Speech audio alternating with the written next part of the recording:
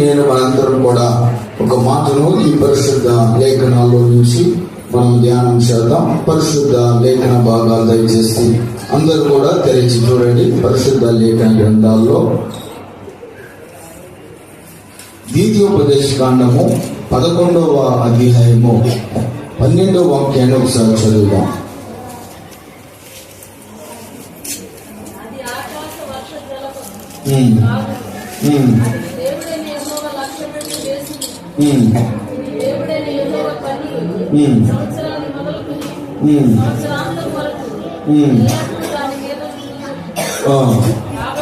కాబట్టి పూర్ణ హృదయముతోనూ పూర్ణ ఆత్మతోనూ